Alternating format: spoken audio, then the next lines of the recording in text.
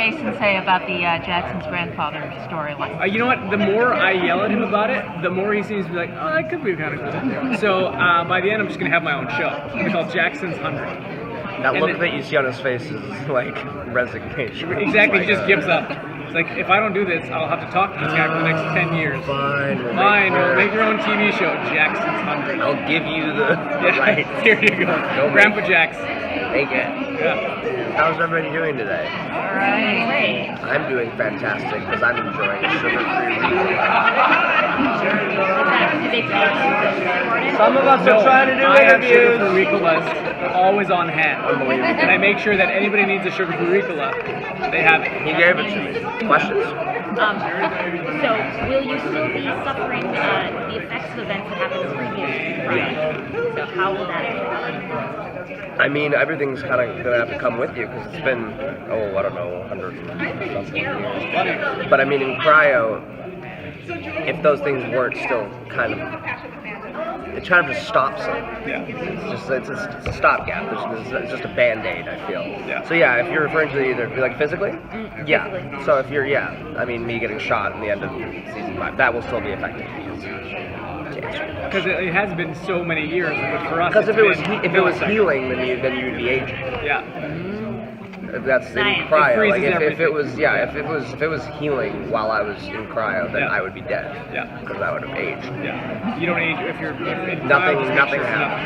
Yeah. Nothing happens. It's just. Zip. It's hey. That's the last I'll say about it. Do we have any more dance singing scenes from you? There is a scene in the first episode, without saying anything of what it is. It's a moment rarely had on the 100, and I think people will have a lot of fun with it, and I'm involved. That's actually what it says in my talking points. Great. I'm allowed to You say read the that. DNR. I did. I did my The part. DNR. Do not reveal. Do not resuscitate, because if you spoil, you will be dead. That one, it said there's a scene in the first episode. You're involved. It's fun. Yeah. That's all. Got it. I'm just Bob today, so I read his. Bob Morley. So I really don't know how to answer his questions, which is perfect replacement for him. So what's Bellamy up to? I have no idea. Coffee's good. Coffee's great. What is Jackson up to? Good question. Again, it's a very good question. Probably just dealing with the ramifications of last season. I mean, they got out of the bunker, and then they're being put on a new planet, and then stuff happens. In a nutshell. In a nutshell, that's the most, is that they will be, like Richard said, when you get in cryo, you're frozen and you immediately wake up. So all those things that existed before are still pretty fresh In your brain. for you. They're right there at the forefront. So that's going to be a part of the things while we're dealing with whatever happens on the new world. So, this season's more about like facing your demons, right? So, Yep. for your characters, what can you tease for us, like what they might be facing this season, without giving away spoilers? A new world. New stuff. Christ. How about old loves? How are they going? Well, that's an interesting thing. Obviously, relationships will continue to develop and fall apart or mend and all those things. To your point, I think with Murphy, that's something. I think that is a lot of what people are dealing with in this season. I've been dealing with that from the beginning. Yeah. Like that's Murphy's fight with his demons is daily. And it's prevalent in this season for sure. And I think this season answers, to me, the most important question about Murphy, that I'm not going to say what it is, but we finally get an answer to a very important Murphy question this season. I'm excited for people to see, because I was excited to do. That's great. Just how far will we go? Yeah. What was challenging as far as like, I know you can't say much about this coming season, but we've already seen in this first episode about the psychosis part of it. Did you have any challenges? Randomly occurring psychosis-inducing eclipses. Did you have any challenges doing that? That's how I had to say that. Oh, really? That's You drinking to me? I called David Anders that night, like, trying to learn it. And I was like, I have to get what I have to say to him. Randomly occurring psychosis-inducing eclipses. And he was like, wow. And then we just kept saying it back and forth. Now I'll never forget it. Yeah. Every time we see each other. Welcome to my world, man. Randomly occurring psychosis-inducing eclipses. That's basically all that doctor stuff that I do every day. It's like the amount of jargon that I have in my brain now is ridiculous. I can do a gallbladder surgery. Randomly occurring psychosis-inducing eclipses. It's sensational. Try it. I love it. Say again? Randomly occurring psychosis-inducing eclipses. Randomly occurring psychosis-inducing hallucinations. No. Damn close. What was the last one? That was the shot. That's it. You need one take. Now, you already did a great job of being Bob. Thank you But so much. we also don't have a Raven here. Would you like to talk about your relationships with Raven and how that might? Yeah, one of my favorite relationships on the show is Murphy and Raven. Yeah. It's just so interesting. It's such a thing that's taken such a kind of a real turn. Yeah, over repeatedly. time. Repeatedly. Yeah. I shot her. She tried to shoot me. I didn't mind. Tomato. She tried to offer me up to the grounders. I was upset. I apologized later. We're cool.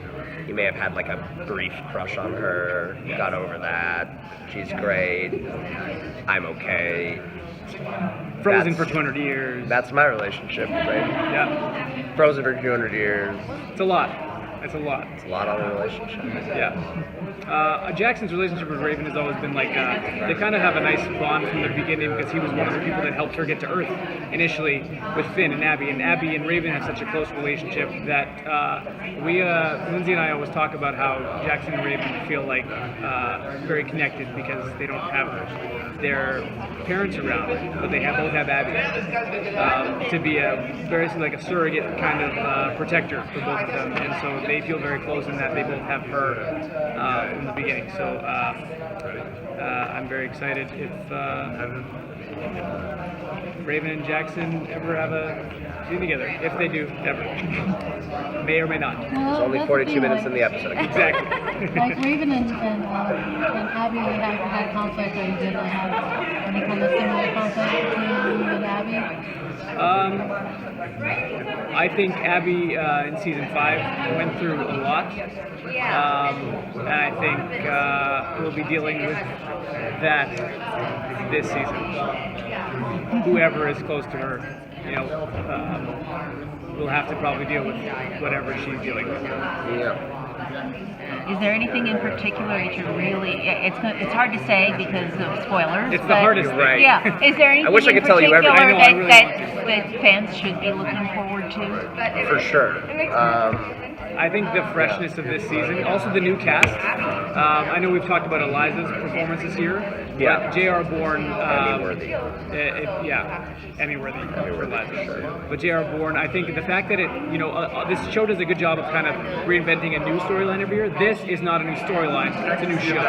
It's a new show. And you're to gonna your feel point, that. To J.R. Bourne's credit, and the writing credit is Yes. that. His character, without saying anything about him, it's so intricate, and like just the inner workings of that character and the way JR brings it to life, and just the way that JR can literally just like on scenes, doing scenes and look you in the eye, and you can see so much that's in there. You see the universe in that man's baby blue peepers. He looks what he does is magnificent this season, and to seamlessly add to this cast like that. JR, you're handsome. God, he's beautiful.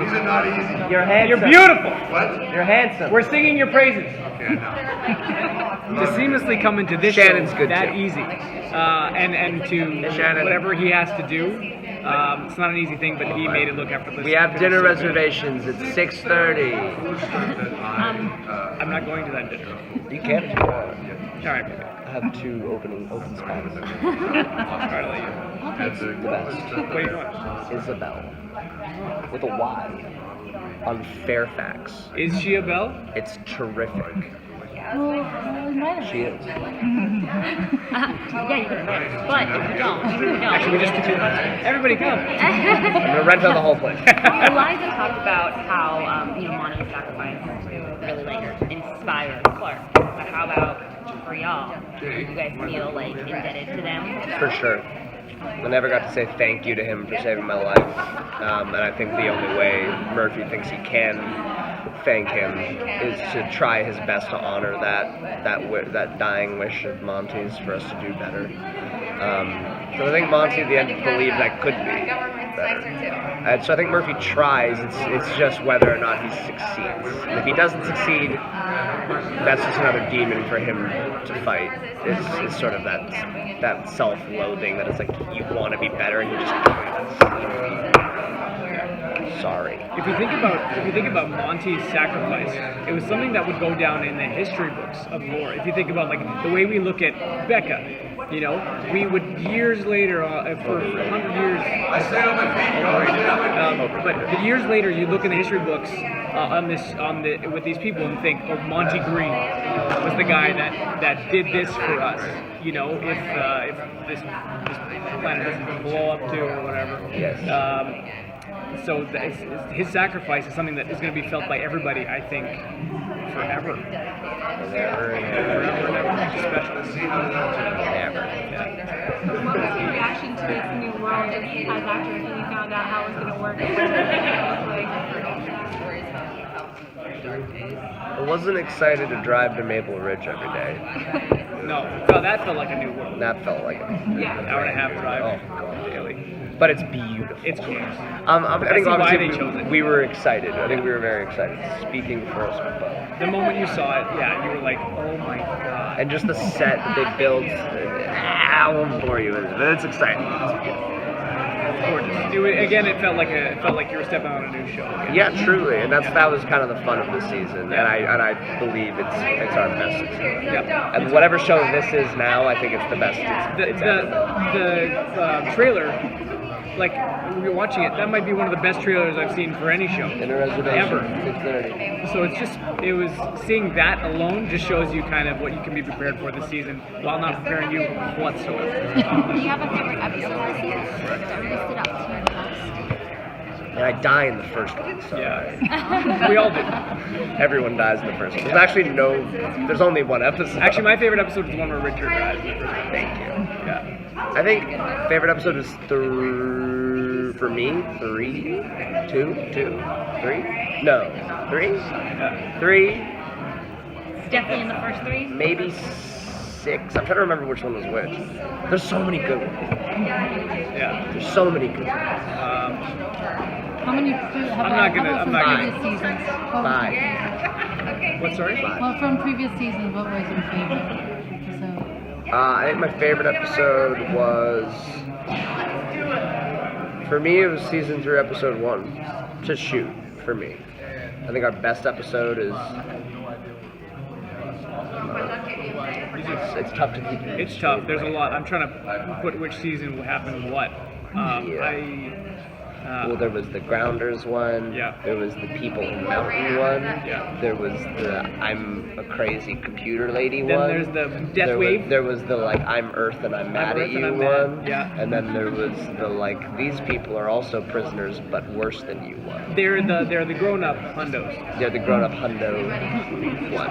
The grown-up hundo one. And then season 6 is the you'll just have to wait and see one. Yeah. That's what it's been called, and it will be called that for the next 10 years. That's it. Yeah. Just have to wait and see. Can you imagine? You have to wait Nothing and see. actually happens in every episode. Wait At the and end of every see. episode, they just go, you'll just wait and see. Wait and see.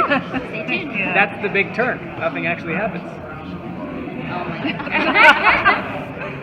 Given the show is originally called The 100 Yeah. for the number of Now there's 4 of them. what would be the accurate title now? Is the 4? Well, there's negative of 4. the original 100.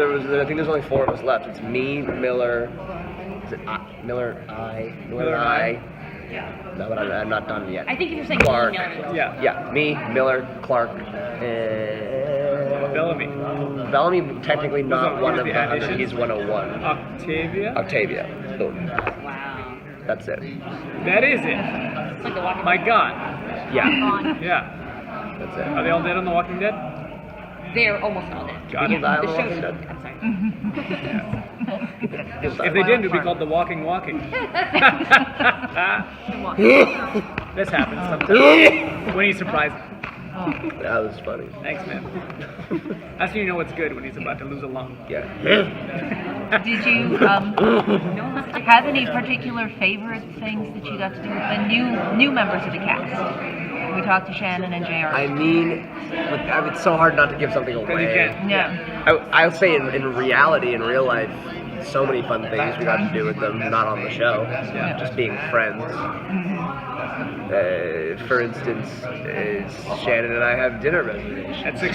Yeah, there you go. Isabel. 6:30. at Isabel. Yeah. So, Yeah. yeah. It's gonna be a great season. Y'all are gonna love it. You guys are really going to like it. It's our best season. Yeah. Thank you so much. Thank you so much. Thanks, guys.